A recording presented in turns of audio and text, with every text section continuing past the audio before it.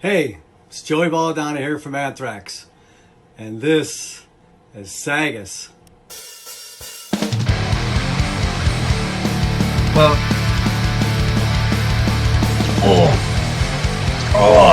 Look, this is a big one. I didn't break out and join the podcast today. It is now time for Devil's Advocate. Same time, same place, awesome. What's going on, everybody? This is Corbin, the Serpentine Skipwith, and I'm here with very special guest, mixer and producer Randy Burns. How are you today? I'm good, thank you. Good. I'm so happy to have you. This is an exciting podcast episode. And today, if the album cover isn't already obvious, we are talking about the debut album by Death, Scream, Bloody Gore, released in 1987 and produced by this man right here. All right. So before we begin, I thought it'd be cool to start off by saying what prominent metal albums came out in this time period, because to give a little context of what this album did, in my opinion, to the metal genre, what it did for music as a whole, we had albums like Guns N' Roses, Appetite for Destruction, amazing album, Whitesnake, self-titled, King Diamond, Abigail, Def Leppard, Hysteria, and Anthrax, Among the Living, just to name a few. And I thought that was really interesting because you have those amazing albums. Most of them would turn out to be classics in their own right. But to have this album, Scream Bloody Gore, come out and, as you would know, change the landscape, it must have been a pretty big deal when this album came out, correct? I don't think so. I don't think it was near as big of a record as it actually is now. There's been a real big appreciation of what went on in thrash metal and death metal in the 80s now. There seems to be, in fact, I met Michael Gonzalez, who plays bass for Dark Angel recently. He lives in the same town as me. We were chatting, and he just got back from Europe, and he said that Dark Angel is way bigger now than they were in the late 80s. That there's just so much more appreciation for what happened on the metal scene back then now than when we originally did it. So I don't know if that's how broad that is, but it certainly seems like these records are appreciated more now than when they were originally released. Yeah. So after listening to this album, I mean, this isn't the first time I've listened to it. I've been playing this album for years. But the one thing that has me curious, do you happen to know the inspiration these guys had to make this kind of sound? Because around that time, you had, I guess, thrash metal, you had early black metal in Norwegia with Mayhem and all that. But what was the inspiration, if you happen to know, for this heavier sound? I just think it was just Chuck, and apparently some of the songs were inspired by horror films and so forth, but it was just Chuck's vision. And this particular record, I worked on this with an engineer, Casey McMacken, which helped me on a bunch of these records. We had done Megadeth, I think, the year before. And Dark Angel maybe the year before that. And I think the thing people had to realize is that there wasn't a lot of music that sounded like this at the time. I mean, there really weren't a lot of bands doing it. The whole pedal guitar double kick thing was kind of new, and we were to some extent experimenting when it came to trying to figure out how to record it, how to make it sound big, but also, just how to record it and make it sound good. So we were just exploring things and trying different things, and this is what we ended up with.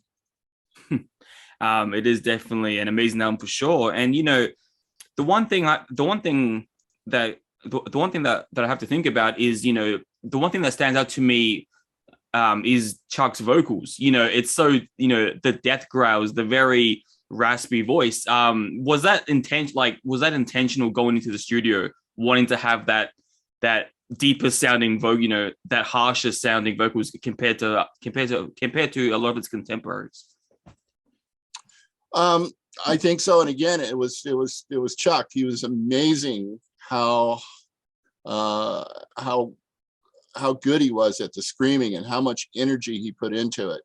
He just put a tremendous amount of work into this. So he was great to work with for that reason. But yeah, it's all Chuck. This is Chuck's vision and Chuck's creativity.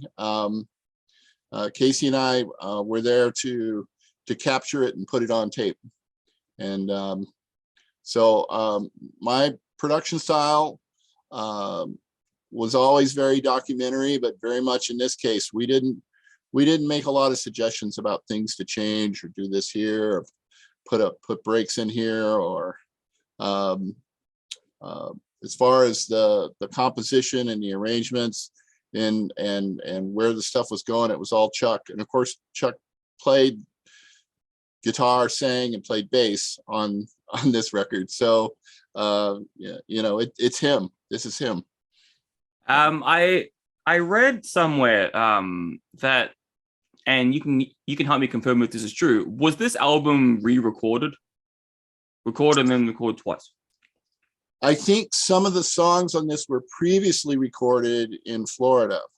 And I don't know if they were released or not, or if they were released later as some sort of bootleg thing or something. But I believe some of the songs that we recorded were recorded previously, and Chuck wasn't happy with the sound, and we re-recorded them, and he liked this sound much better. Yeah. So you were there for the re-recording, but not the first? Right. I that's my understanding, is that some of the songs that have ended up on this record had been previously recorded elsewhere. And I don't think they were ever released as a record, but they were recorded as demos and never made it to an album. Yeah.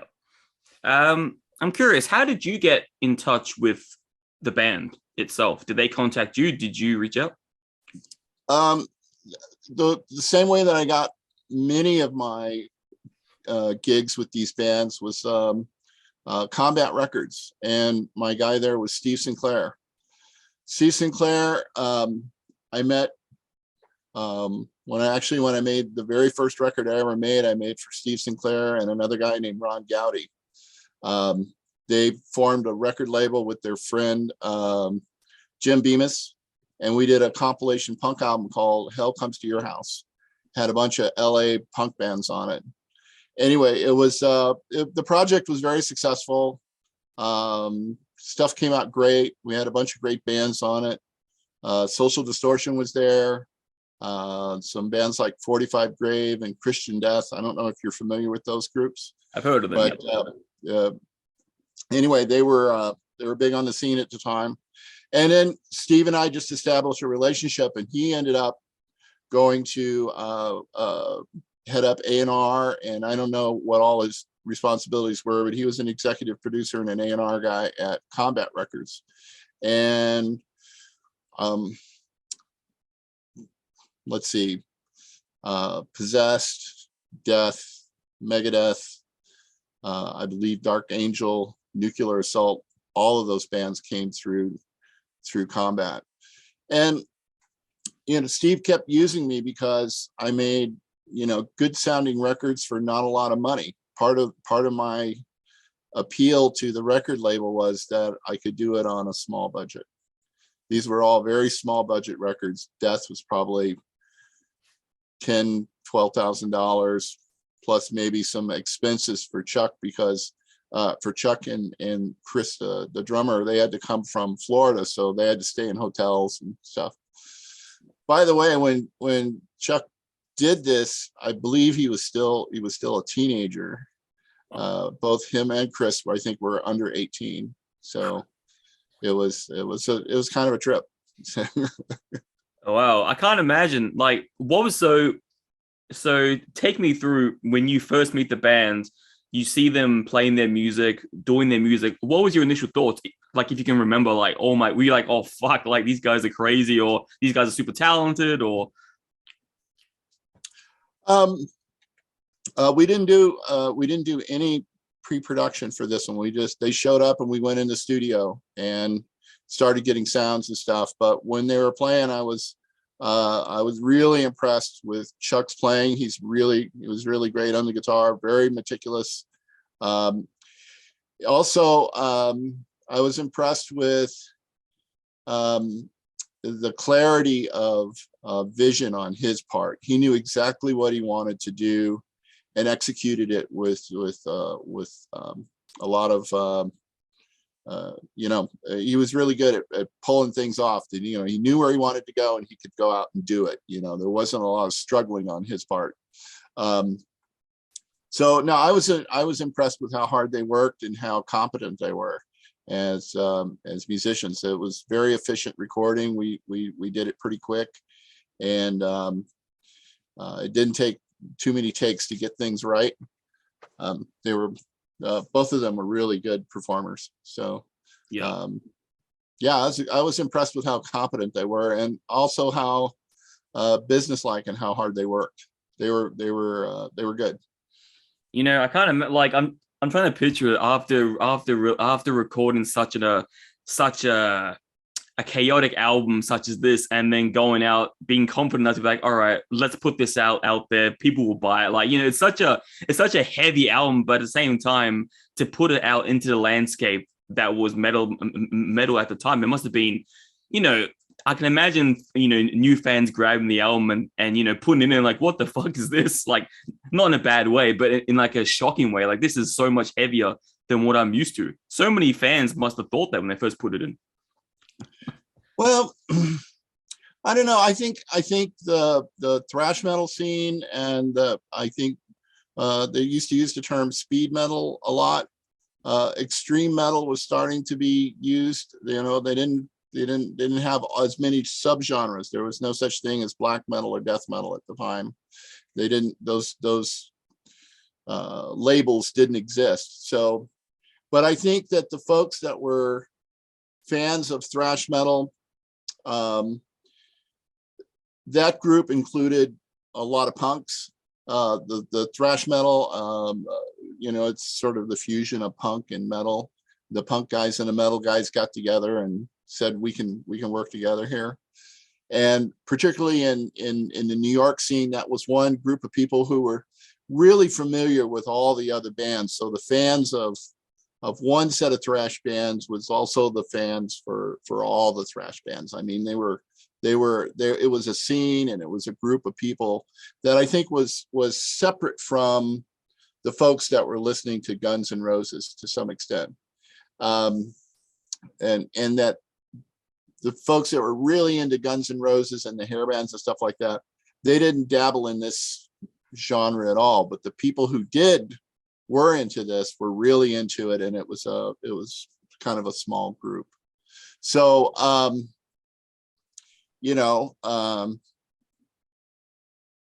and also at this time, let's see, we were 80, 87. People were starting to take thrash metal and extreme metal more seriously. Early on, like when I did Possessed, I mean, just a few years earlier, a lot of the folks at major labels and people in the industry didn't really take it very seriously.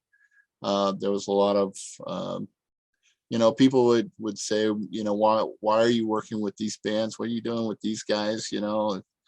This is just noise, and this isn't going to go anywhere. Why are you doing this? And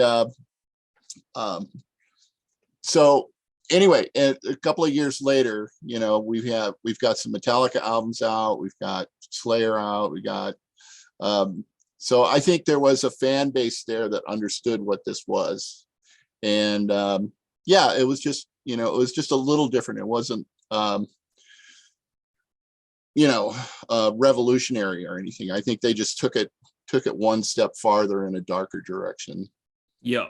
I was gonna say, just thinking about it as you were talking, I guess there was already albums, I think only a year prior, like Slayer, Rain and Blood, and that Mhm. would have been pretty heavy for the time. I mean, Yeah, compared to the other thrash bands. I mean, yeah, even compared to the other thrash bands. And yeah, so again, I think that the folks that were listening to Slayer and even the folks that were listening to Metallica wouldn't have been shocked by this album. They just would have appreciated as being, you know, something a little different, yeah. and would appreciate where they were going.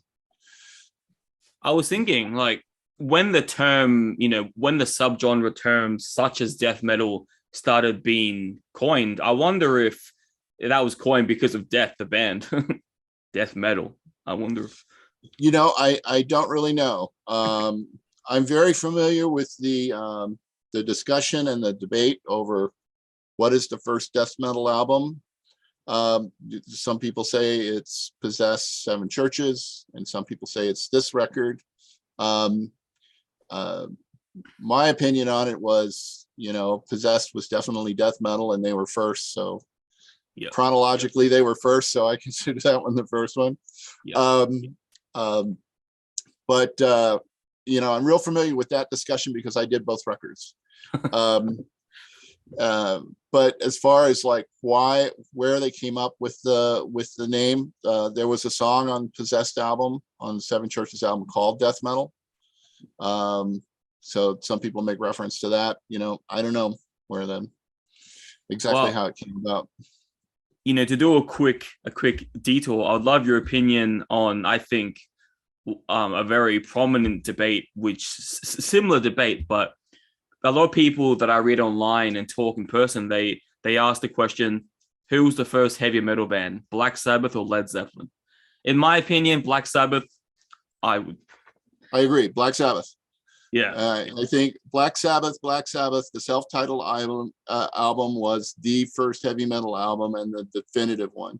So we're in agreement there. I love Led Zeppelin so much, but the fact that anyone could compare as far as first heavy metal discussion compared to Black Sabbath is just a bit ridiculous to me. It's like, no, I think I'm in agreement there. Black Sabbath, and that was it. And yeah. No. So when that album came out, I was 15 and learning to play the guitar, and spent weeks trying to learn how to play that stuff because it was so amazing. You know, it was definitely different and heavy, and the sound they got was great. So it's still great. It still sounds great. Put that record on, it sounds fucking great. Yeah, it does. At one point when I left, I grew up in St. Louis, and when I left St. Louis and moved to California, I literally moved with this band. We had some originals, and we were recording originals in studios in St. Louis, and we said, you can't get into the record industry here. You know, we got to go to California. So my one of my goals was to get to California and get in a studio and record something with a guitar sound that was better than Black Sabbath.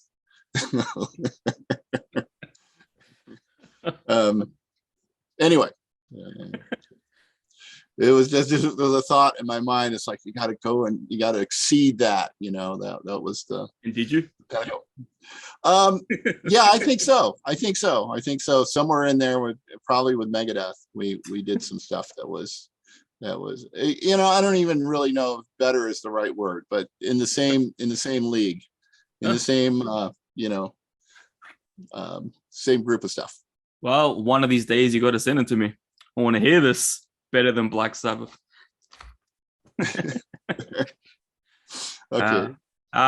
So one thing I found interesting, and I just thought this is interesting for chronological order, is this album came in 1987, and 3 years later, in 1990, Cannibal Corpse released their first album, Eaten Back to Life. And obviously, you talk to the majority, and they would say that they're the kings of death metal at the you know, for the modern generation. I mean, I always thought that myself. I thought they were kind of the staple death metal band for the modern era. They have a good discography, I think, an amazing early discography, a pretty solid later discography, you know, in the early 2000s to the late 2000s. And then after that, I kind of lost track of their career. But I think, yeah, with their imagery, their lyrics, they really did push that one step further, especially considering in the mid 2000s, they went mainstream with their album Kill, which kind of pushed them to the new, in my opinion, pushed them to a new height, especially for death metal itself. So, I don't know. I don't have a real strong opinion about that. The thing that surprised me over time is that I got out of the music business in the early 90s and moved away from Hollywood. My girlfriend got pregnant, so I married her and we left Hollywood, and I got a day job, and we raised some kids. So most of the 90s I kind of missed. And then in the 2000s, I started listening to music intently again. And then in the last decade or so, I've gotten real involved again and started working and learning how to use Pro Tools and the digital stuff, made the whole transfer. All the stuff I did back then was all on tape and consoles. Yeah. Anyway, what surprised me and still surprises me is how little, you know, thrash metal and extreme metal has changed. It's kind of like there wasn't a lot before the mid 80s. You know, the mid 80s, all of those bands emerged: Megadeth, Metallica, the Big Four, Anthrax, Slayer, and Possessed, Death, Dark Angel. That all of those groups were groundbreaking in their own way. And but you go listen to stuff today, and it doesn't sound dramatically different in terms of the composition and what people are doing. So I'm, you know, whereas at the time in the 80s, it's literally nothing like that existed before. What existed before that was Zeppelin and Sabbath and that kind of thing. So yeah, it's interesting that we really were breaking new ground and setting a mark that people would follow for decades, literally. Yeah, it's interesting because when it comes to death metal, the one phrase I hear so often is people calling death metal meat and potatoes. That's always a good to hear, meat and potatoes, because it's like, yeah, it's the same thing. I mean, for some bands, it's the same thing. It's not very technical. It's not very, you know, it's not the most creative album you've ever heard. But it's heavy. It's, you know, it's what you want. If you're a death metal fan, bands like Cannibal Corpse are perfect because they don't change very much. They're the same way, all their albums, you know, but then obviously there are bands like Arch Enemy, if you've heard of them, they're very technical. They're kind of pushing the envelope for death metal. But yeah, it's a phrase I hear all the time, meat and potatoes. Whenever I do like reviews for a local band, you know, who are death metal, I hear the same things that, you know, 10 other bands have done. But obviously back then, this stuff, as you said, would have been revolutionary. It was. Yeah. And a lot of the elements of it are still there. Definitely bands are more technical now. There's you know, there's all different subgenres that didn't exist before. I mean, even like I don't know what a lot of people call progressive metal stuff. You know, current Dream Theater stuff is really, you know, completely off the charts compared to the stuff that we were doing back then. It's so sophisticated and technical and brilliant. But still, some of the elements of that, the pedaling, the double kicks, these things were new in the mid 80s and hadn't been done a lot. And of course, the truth is that newer albums sound way better than the stuff we were doing in the 80s. We were just figuring out how to do it. No one had done it before. We were making it up as we went. And, you know, I listen to these records now and it's like, God, I'd love to remix some of this stuff. I listen to it and all this stuff is jumping out at me that I don't like, that I would immediately reach for the knobs and change and do something different. And so if there's anybody out there who is involved in any of those records I did in the 80s and had the foresight to take the 2-inch tapes and convert them to digital, you know, I would like to hear from you, because I would love to remix that stuff. And it would, I mean, the raw stuff that's that was on the tape, the drum sounds and the guitar sounds and stuff are good, and the performances obviously are very, very good. So I think it would be really fun to do. So now the only person I'm talking to right now about that, and I've had some discussions with Chris Poland. In '91, I think I did the Chris Poland solo album, which was Return to Metalopolis, which was a instrumental guitar thing, kind of like Joe Satriani, but Joe Satriani meets Megadeth. You know, it was much more metal, and of course Chris Poland is a unique entity in the world of guitar. But we're talking to him. He says he knows where some of the tapes are, and he's going to dig them out. He knows that they're in this room, and we're going to dig them out and see if we can extract the sound from them. I'm not sure everybody knows this, but particularly in the mid 80s, we used a lot of a particular kind of tape called Ampex 456. And a lot of the Ampex 456 that we used in the mid 80s deteriorated over time. And so it's tape, it's a piece of plastic with some glue on it and some oxide, and the glue sort of deteriorates. So if you just take the tape out after 30 years or so, stick it on a tape machine, that the oxide, the magnetized oxide on there just comes off. And so they have to go through this whole process where they bake them, and then you get 1 or 2 plays. You put them on a tape machine, you play it and record it digitally, and then now you've got digital stuff to work with. So anyway, I haven't, like I said, the only person I've been in contact with recently from those days is Chris Poland, and we're gonna attempt it. We're gonna try to go back. We don't know if the stuff's gonna be savable or salvageable or not, but we're gonna try it. But anybody out there who, you know, I don't know the story on this. What happened to the 2-inch death tapes? You know, probably nobody knows. Nobody knows where they're at. They're sitting in a vault somewhere with some record company somewhere, you know. And anyway. Well, that'll be an interesting mission to find out. We should find out what happened to this. Well, for the last few years, I've been learning how to mix in the box using computers and plugins rather than a big console and a tape machine.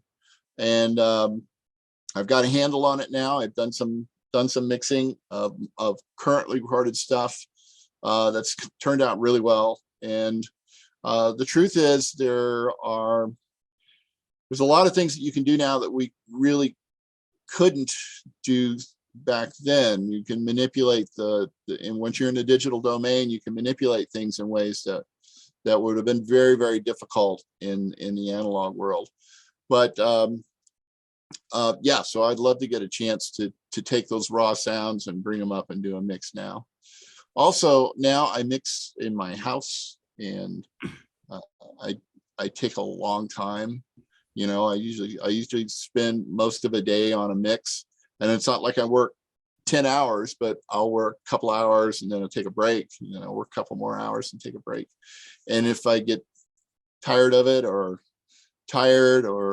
whatever, I just do something else, go watch Netflix and hang out, and then get up the next morning and start again. So we didn't have that luxury when we were renting studios.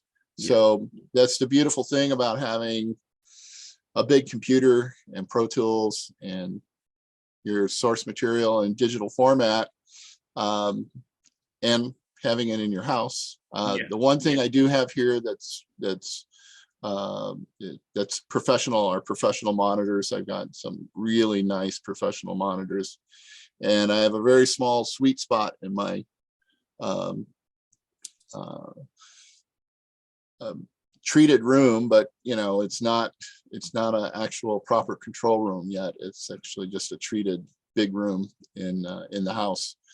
But it sounds really good at the mixing position. It sounds really, really good, and the stuff translates. And so it's really fun to do the mixing now. When we did it before, we were always in a hurry. We didn't have much budget, and it would be fun to take my time and see what I could do with some of that old stuff. Well, that's a testament to your skill that even on a low budget and being in a rush, you still produced classics like this.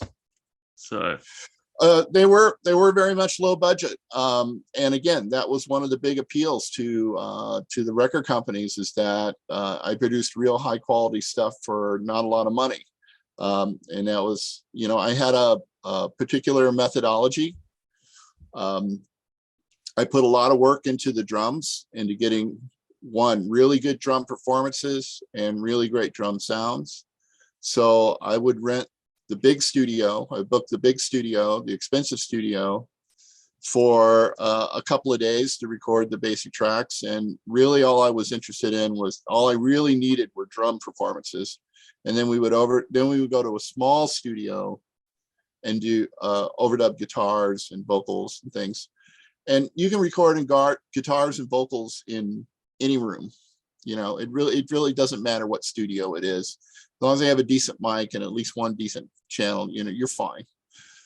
Drums are a whole different matter. Drums are really difficult to record and really hard to get right. And besides renting the big studio with the Neve console, I hired a guy called the Drum Doctor to bring in drums. So we rented the actual drums. And so he would reproduce whatever kit that the drummer had. So if the drummer had 3 rack toms and 2 floor toms and a china here and 2 cymbals here, and we would take his pedals, the piece of hardware that he touched with his feet, and attach that to this new drum kit, which would be laid out and organized exactly like his drum kit. So when he sat down at the drums, it looked just like his kit. The only difference was all of the cymbals were perfect. All the drums were these hand beaded, perfectly tuned drums. And we used a really good studio for it, Music Grinder, which had a great drum room, had a big warehouse. And you can really hear that on the Death album, by the way. If you listen to this, the drum sound is very interesting, and it's kind of Led Zeppelin in a way. I mean, it's got this big sound, and on a few of the tunes, we really kind of nailed it, where it's got that, really huge drum sound and big open feel, and the whole thing really sounds pretty good. I don't listen to this stuff very much. Yeah, I listened to half of it this morning, and well, again, a lot of things I listen to and I don't like it now, and I would do it different. But some things are pretty interesting. Some of the drum sounds and some of the overall sound of this on here is interesting. It is good. Yeah.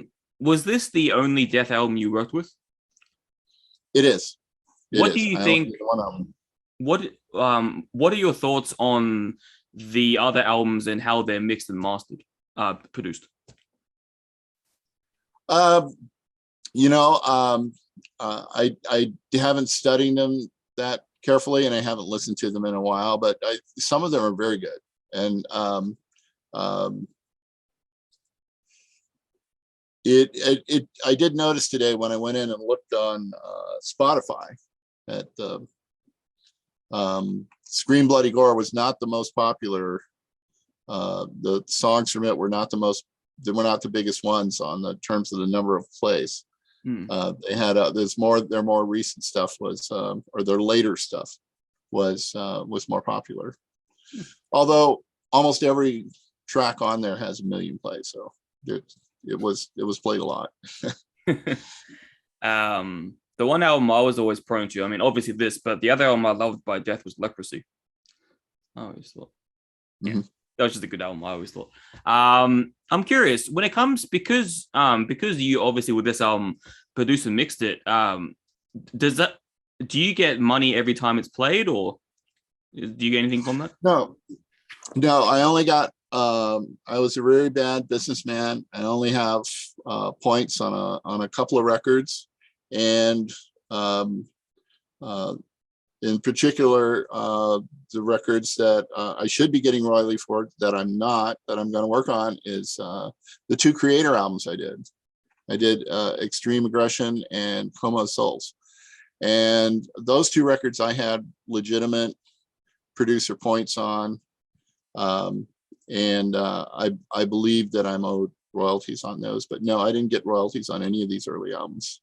Again, these were not big bands. These were not big budgets. They were first time albums on small indie labels. Again, this is a big record now, but it wasn't a big deal then. Yeah. We were just knocking out these $10,000-$15,000 albums left and right, one a month or something like that for these small indie labels. It just turns out that they signed a lot of really great bands. Yeah. So 10 to 15,000 is considered a low budget. What would be an example of like a big band budget for an album? Oh, back then? Yeah. Oh, like Guns N' Roses or something? Yeah, well, 100, 150,000, something like that. 10 times that much. Yeah, easily. And really big artists like Fleetwood Mac or something like that they used to go, especially in the late 70s and very early 80s, would go in the studio and lock out studios for a month, and they'd spend 400,000 on a record. It was not unusual for bands like that. So making an album with some quality for 10 grand was kind of a trick, and again, it was part of my appeal. Yeah. The record company liked the sound, and they also liked the price. So I got a lot of return gigs. The bands liked it. So nice. Did you ever feel so in that situation when you were making this album, was there a lot of like micromanaging from the label to you, or no, not at all. Steve was my contact guy at the label, and he would make sure that we had basically what we needed. Like, for Death, it was making sure those guys were taken care of, that they had hotel rooms and they had all the things that they needed like that, flights and logistics. And then he just gave me the money and I gave him the masters, and that was the deal. And they didn't mess with us at all. They would occasionally check in to see how things were going. Yeah. Just to make sure. And there were some albums that I went, we went back to ask them for a few more $1,000 for whatever reasons. We ran out of budget or ran close to the budget and thought I should ask for more money. Megadeth was one. Megadeth, I had to go back and ask for more money, and it didn't have anything to do with the recording. It had to do with all the problems with the band. Yeah. They were all homeless, had no money, and drug problems. So those things led to running over budget. But no, for your basic question, did we get micromanaged by the label? No. Steve Sinclair was great. He left us alone in the studio and let us work it out. And again, my style was very documentary. I didn't mess with the bands. My goal was to realize the band's vision and what this, and I've always been of the opinion, and I'm still of the opinion, that the greatest experts on how the record should sound is the band themselves. They're the ones who know where you need to go. I play guitar, and I had an original band. I got signed to a record deal with a management company, and with originals and stuff. And this was like 1980, and part of that process, I had made all the demos for the band myself. I had recorded them myself, produced them myself in my little 8-track studio where I did the punk stuff. And then we got signed to this management deal where basically they sign you to a record contract, and then the management company tries to resell the record contract to a record company. This was a common practice at the time in the industry, the way the industry worked. And part of that, they got a real producer and took us in the studio and made 24-track demos to give to the record labels, and I hated them. It didn't sound like my band. It didn't have the punch. It didn't have the power. It didn't have the vibe. They totally missed it. So right after that is when I got seriously involved in recording, and when that band broke up, the band broke up because our drummer left the band and joined Survivor, and there was a whole bunch of legal stuff. They wanted to sue him, and there was all kinds of bullshit with the lawyers. And I got really cynical about the whole thing of trying to get into the industry as a recording artist, and moved to Hollywood and started recording. But that experience was really powerful.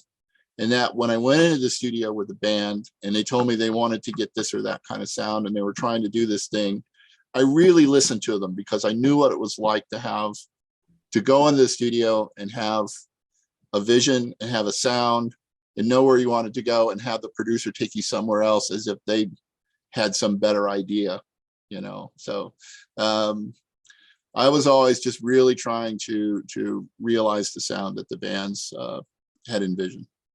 Yeah. And that worked well for me. That worked well. And worked well for the bands. I think that's the way the relationships work. I can't imagine a producer going in there and trying to take over. That would, obviously I'm no musician, but I can imagine that must frustrate bands when they have producers that come like, all right, I know what I'm doing. I know what's best. I'm going to take over. Like that must be really aggravating. Yeah.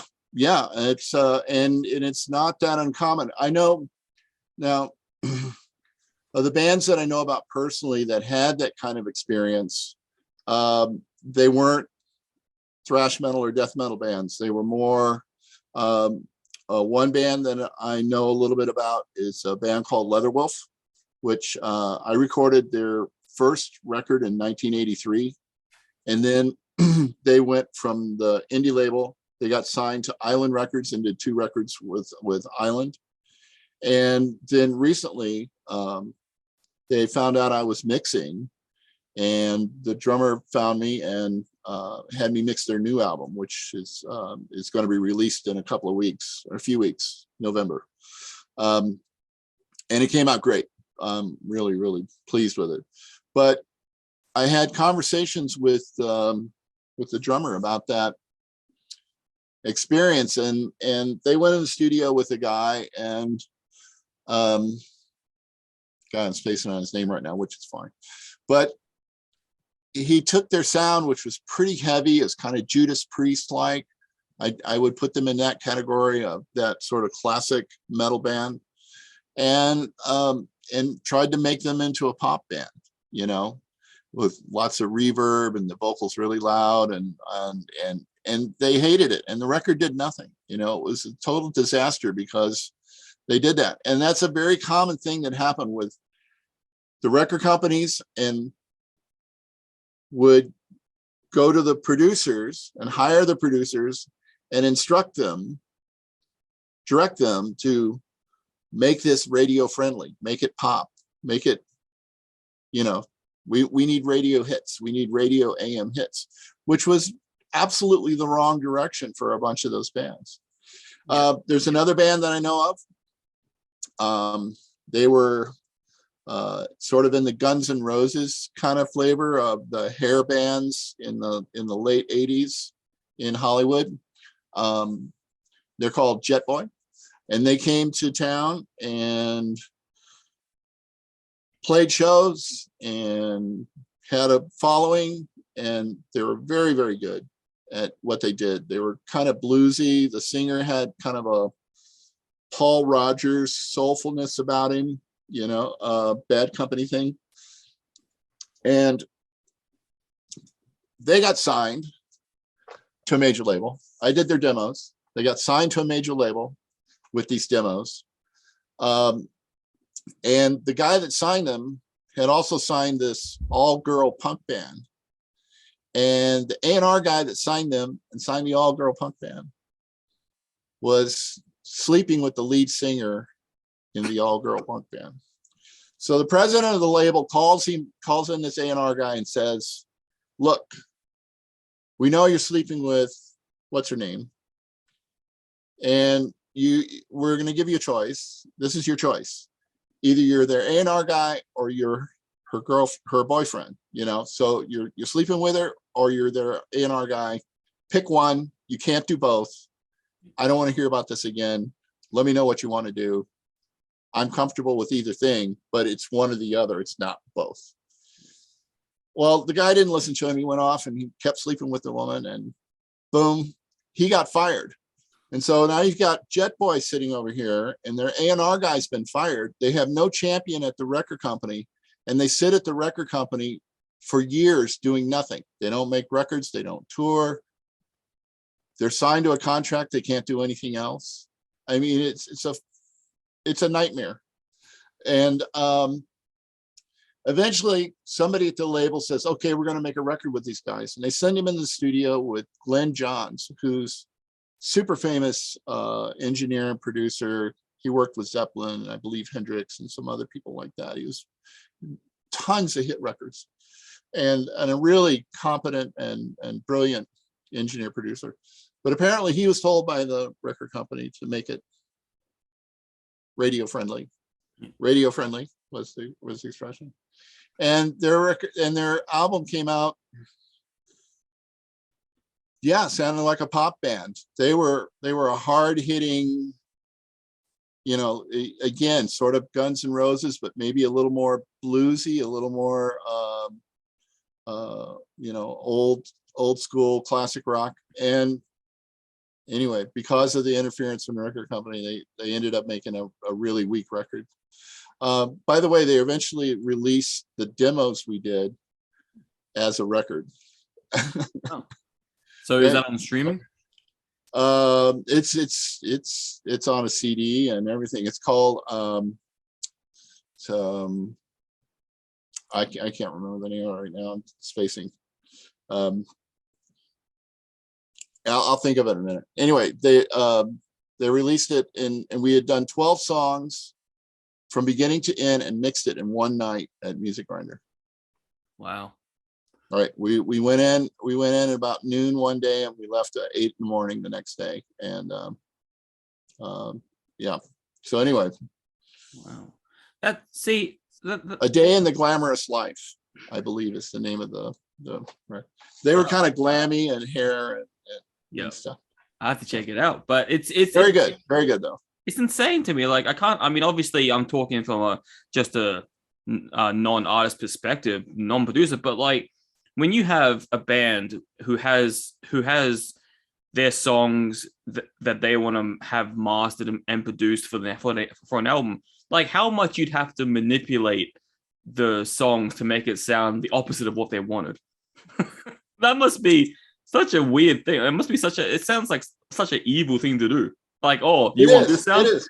Like it is. And it happened. And I'm sorry I got off on this big tangent, but it's a really important point, is that there are record companies that go to producers and tell the producers they want a particular result, and the producers modify the band and shape it in ways that the band hates, absolutely hates, and it's not successful, and it's a failure. it's a failure for the band, and it's a failure for the record company. It's a failure for the producer, and it's just a bad thing all around. And I was very, very fortunate. The truth is I would have just ignored them anyway. If the record company came to me and said, yeah, I want you to do this or that, I would have said, no, you know, I'm going to do it my way. If you don't like it, then fucking get somebody else. Yeah. So, you know, and my way would have been the band's way. That would have been the, you know, I would have been a champion for the band. But it was a major part of the way of my attitude going in the studio. These guys are the experts. They know what the sound is. They know where they want to go. Not the A&R guy going, the next big thing is going to be the band that sounds like Guns N' Roses. I want Guns N' Roses. Take me, record these guys and make them sound like Guns N' Roses. It's like, no, no, we're doing something original here. We're doing this band. It's going to sound like this band. It's going to be different. Is it going to be Guns N' Roses? I don't know, but it's going to be this band. And that's what they want. And yeah, I don't know. I think you're probably better. Your odds of getting somewhere are better if you stay true to your original vision than if you try to follow the whatever the current fad, you know, whatever the current thing is. This is the current big thing. We need another one of those, you know. Well, so, I was going to say, that made me think, assuming the movie is correct, the autobiography is correct, on Bohemian Rhapsody, the song Bohemian Rhapsody, the guy didn't want it. He's like, it's 6 minutes, cut it down. We're not having this as a single. And yeah, the band fought for it. Like, it's a good song. It's different. It's creative. And then obviously, as the story goes, that song ends up being one of the biggest rock songs of all time and one of the biggest Queen songs. So it's like, yeah, if you stick to your thing, yeah.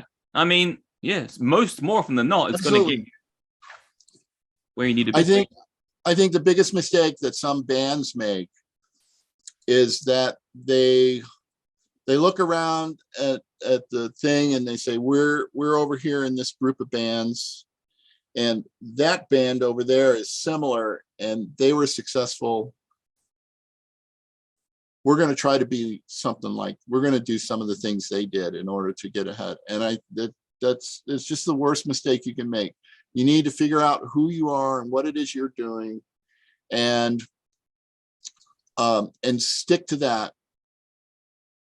Even if it rubs the record company the wrong way, rubs your manager the wrong way, or your friends or whoever it is that's trying to influence you, that's trying to give you some advice, management, record label, A&R, you know, forget all those people. Don't forget it. You know, go do yourself, be true to yourself. That ultimately is what usually succeeds. The consumers,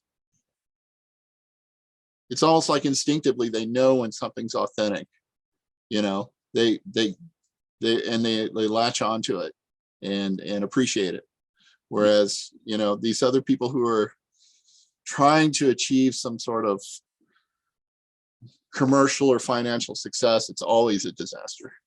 Or I don't know. Maybe there every story I know of where that happened to a band, it turned out bad. And I told you a couple of them. It was Jet Boy and Leatherwolf's stuff they did for Island Records was bad. It sucks. And their new album is great. They did it themselves. So yeah. Anyway. You know, I'm curious. And this might actually sound like a stupid question, but would you be interested in? I mean, if you had the opportunity, would you be interested in working on another Megadeth album, if you could? Oh, sure, sure. I don't think that's going to happen. What I would like to do, and what I think is possible, is if I continue to do the mixing that I'm doing, and I get to do some high quality thrash metal and stuff, I will approach Dave at some point and see about remixing some of Peace Cells. I think that's possible. And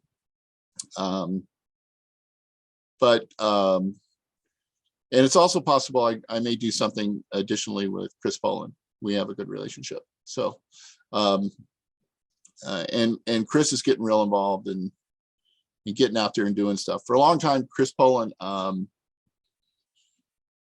he lived in LA.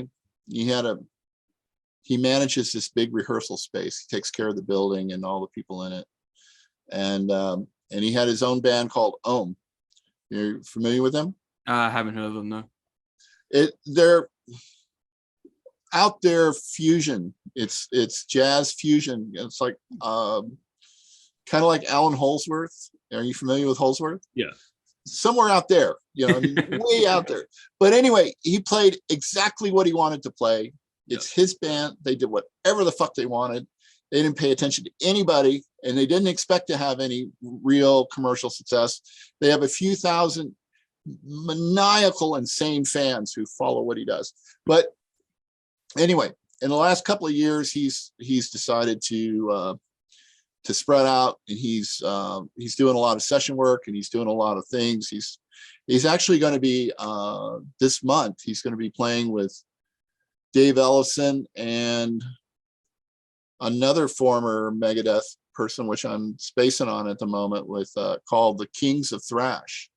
And they're playing some dates. I know they're playing one in Phoenix, but it's Chris, Dave Ellefson, and I want to go look it up right now because I'm having a recall moment here. I can't remember which other member of former member of Megadeth is playing with them. Anyway, but he's getting out, and he's playing a lot. He's playing with a lot of people and doing a lot of collaborations, and it's very active right now, putting out a lot of content. Nice. Anyway, there could be something going on there. And like I said, Chris and I have had conversations recently, and I have to get a hold of him. It's one of the things on my list of things to do is get a hold of him and get him to go and dig those tapes out of the hole, so we can see if we can get him back and get some new versions of Return to Metalopolis. Nice. I was just gonna say, so does that mean you're still in contact somewhat with Dave Mustaine? No, I don't have a real relationship with Dave, and I haven't for a very long time. Dave and I didn't get along very well when we did the album. Yeah. I mean, we got along okay, and he was professional, and we did fine. But I was the truth is I was totally enamored with and taken with Chris's playing. I was just mesmerized by his playing. He was astonishing, absolutely astonishing, and he still is. He's just one of the greatest guitar players in the world, hands down. That guy is amazing. And Dave was okay. Dave was good. And of course, Dave wrote most of that stuff, and he was singing it, and he was the star, and it was his band. But the thing that jumped out at me as being just absolutely extraordinary was Chris Poland. And Dave Mustaine didn't appreciate that. He didn't appreciate my I don't know, my infatuation with Chris's playing. Yeah. So that was always the rub, and then we parted, and he, I think doing it. So anyway, other than that, I don't have any bad stories about Dave Mustaine, and we chatted a few times. He came. I was living in Portland, and Megadeth came to Portland, and I got a hold of the management company. And, he invited me, put me on a guest list. I went backstage, and we chatted and had a nice conversation and things like that. But we don't pal around. I don't hang out with him. Fair enough. So I have to know if you had like a wish list of bands that you haven't worked with already, past or present, that you would love to do work with, what bands would that be? Well, one band that I almost worked with, I basically had the gig, and then I kind of threw it away by convincing them that they should record in their hometown, was Soundgarden. And I really wished I would have done that record. I pitched them on coming. They were in Seattle, and I pitched them on coming to LA. And I said, I had just gotten back from doing Mortal Sin in Australia and Creator in Germany. And I found both experiences very frustrating, trying to record in foreign countries and being away from home and living in a hotel and stuff. And I said, for me, I do my best work when I wake up in my bed at home and go down the street to go to work. And they thought about that and they said, you're right, Randy Burns, we should do that too. We're going to record it in Seattle. So I was a terrible salesman on that one. So there's one band, but as far as other metal bands, Pantera, I think they're amazing. I think they would be wonderful to work with. And then there's just tons of great metal bands out there now. I'm a big fan of female fronted metal, and I always have been. My original band, we had a female singer, and the cover bands I played in, club bands I played in back in the 70s, we had female singers. And now I'm some of my favorite stuff is female fronted. So I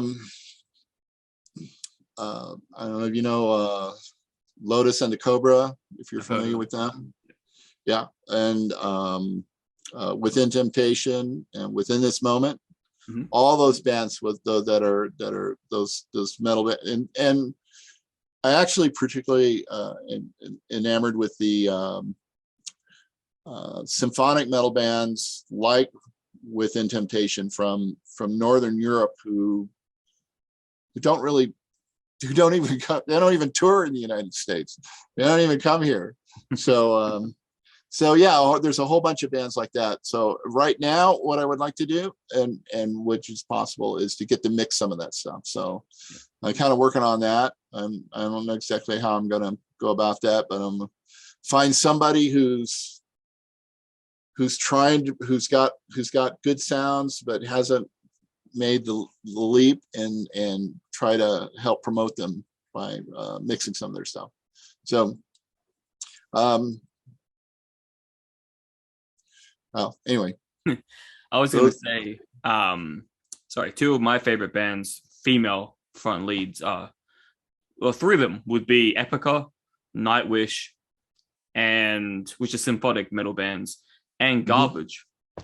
Although they're not really Garbage. No, they're very good, but they're not symphonic metal, or I don't even know if they're metal. They're just really good. Grunge, I guess. Like, yeah, I'm not sure what they are, but I like their music. Which Vig? Just their earlier stuff. Yeah, no, it's great. It's great stuff. Great stuff. And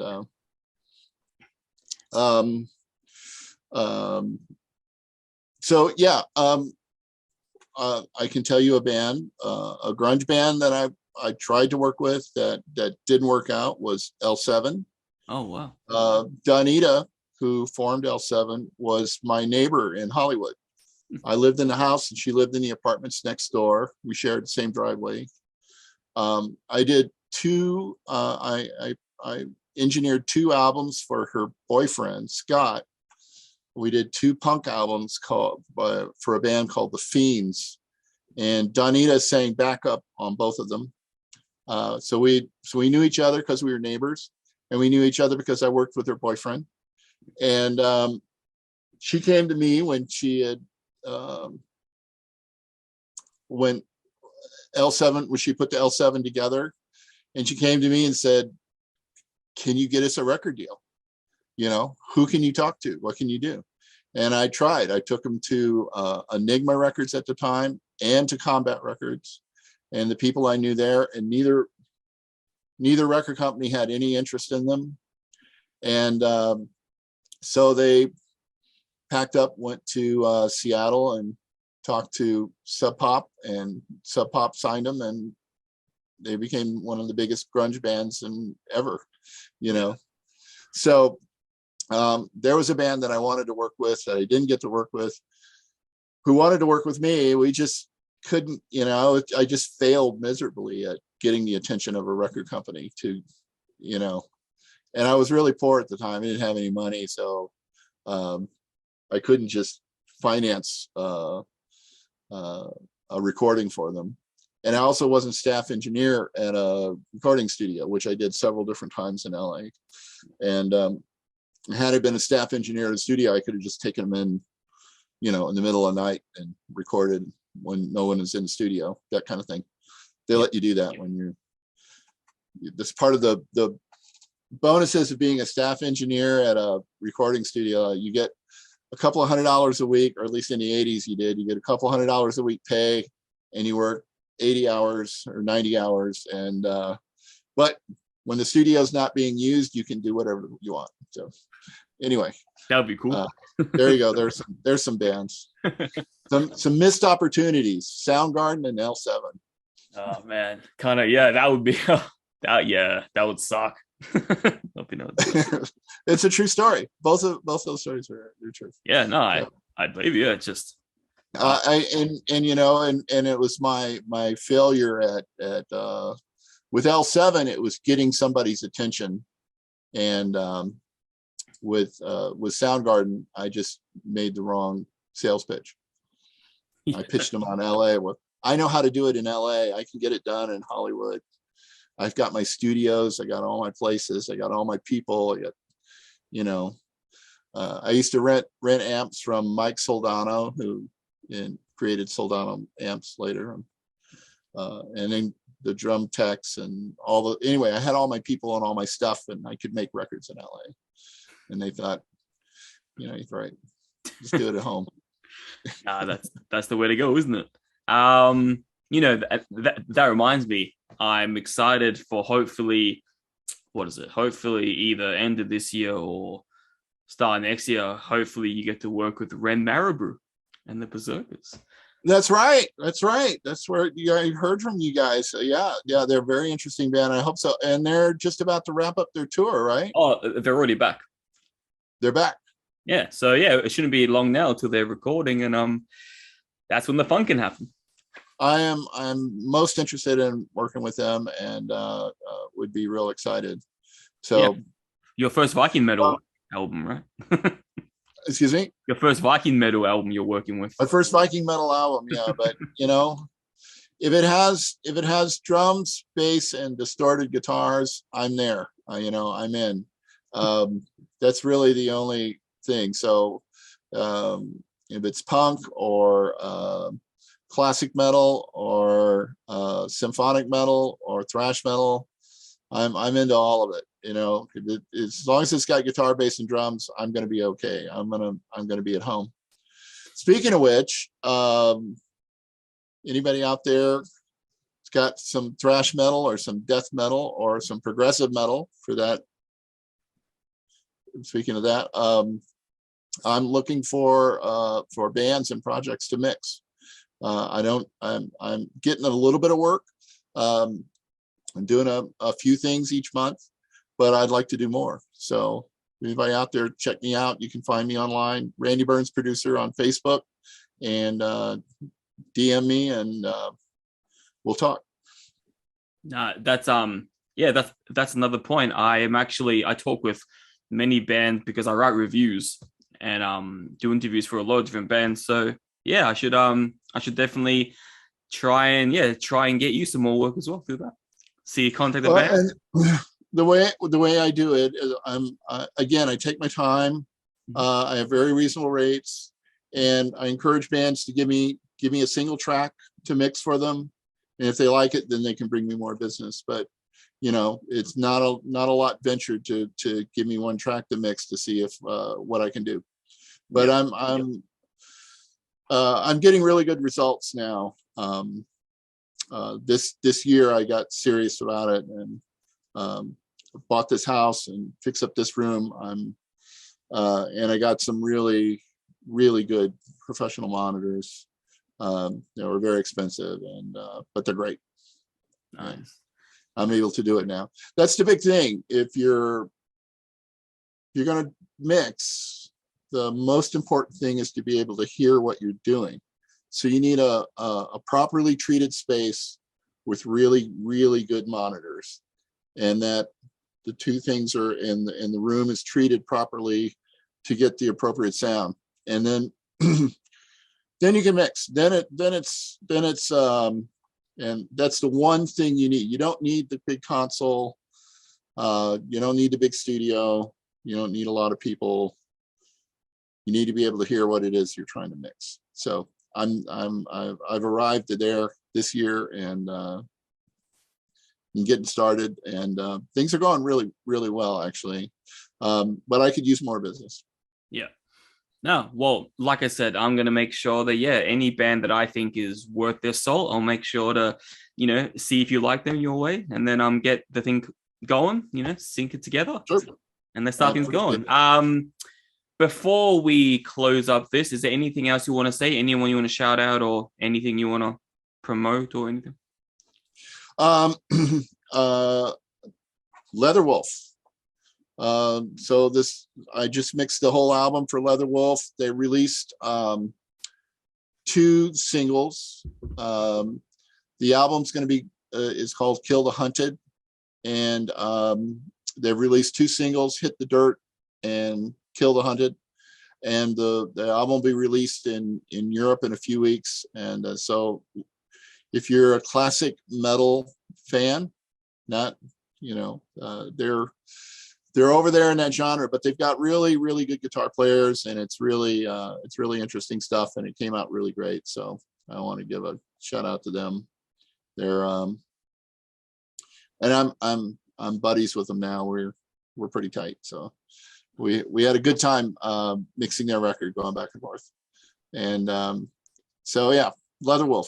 Check out Leatherwolf if you're interested in that kind of thing. When it comes out, I'll make sure to give it a full album review. Maybe even cover it on SAGAS. There you go. Well, the guy you want to talk to is Dean Roberts, and he would love that. So I definitely think go check it out and see what you think. Go check out on my Facebook page. There's a link to their single. On my Randy Burns producer page, there's a link to the single, and you can. That's a good example. You check that out. If you like that, then you can go look for more. No, I definitely will. I trust you will. That'll be good, and I'm going to check it out today, as it is my day off. Look, it has been an absolute pleasure having you on here. Like, especially the fans don't know this watching, but this was like last minute. It was yesterday. I asked him, and he came through like the legend he is, and we had this amazing chat about music in general, obviously the album Death, and your work as a whole. So it was really interesting, and thank you again. You're welcome. It's really, really fun. All right, thank you very much, and I'll see you later. All right, take care. See you later. Bye.